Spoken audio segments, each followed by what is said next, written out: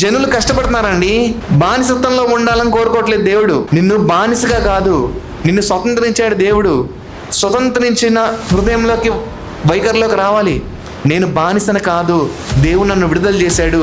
యేసును గూర్చిన వార్త నాలో ఉంది, ఈ సిలువను గూర్చిన వార్త నాలో ఉంది. అది జీవితంలో నాకు అన్నీ ఏదైతే కోల్పోయానో, పాపం ద్వారా, అవిధేయత ద్వారా, అవిశ్వాసం ద్వారా, అవన్నీ నాకు యేసు సిలువలో ఇచ్చాడు. అవి నేను ఇప్పుడు విశ్వాసంతో పలుకుతాను. అప్పుడు నేను విశ్వాసంతో పొందుకుంటాను. అవే నేను నా జీవిత శైలిగా నేను చేసుకుంటాను. హల్లెలూయా.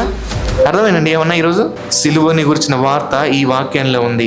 అది నువ్వు పలికినప్పుడు జనులకి వెర్రితనంగా ఉండొచ్చు, నువ్వు పట్టించుకోవాల్సిన అవసరం లేదు, నువ్వు జవాబు ఇవ్వాల్సిన అవసరం లేదు, నువ్వు గొడవ పడాల్సిన అవసరం లేదు.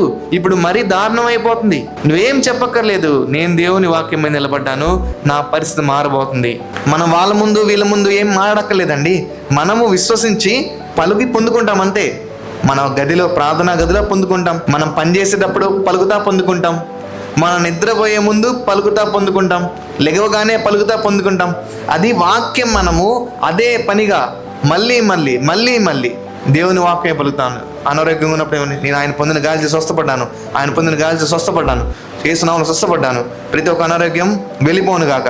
అదే మళ్ళీ మళ్ళీ మళ్ళీ మళ్ళీ పలకాలి. నేను తలగా ఉంటాను, తోకగా ఉండను. ఇప్పుడు నేను తలగా లేకపోయినా దేవుడు నన్ను తలగా తీసుకురాబోతున్నాడు. క్రీస్తు రక్షించబడిన ప్రతి ఒక్క అవసరం తీర్చబడిద్ది. నా అవసరాలు ఇప్పుడు తీర్చబడకపోయినా యేసయ్య నా అవసరాలు తీర్చబడతాడు. నేను ఆయన నడిపింపుకు తగ్గట్టుగా నేను లోబడినప్పుడు, నాటమన్నప్పుడు, ఇవ్వమన్నప్పుడు ఇస్తే దేవుడు ఆకాశవాకు వెళ్ళి పట్టజాంత విస్తరంగా దీవిస్తాడని నమ్ముతున్నాను. నేను క్షమించాలి, నేను ప్రేమించాలి అనే విషయాలు మనము నేర్చుకున్నప్పుడు దేవుడు నడిపిస్తాడు.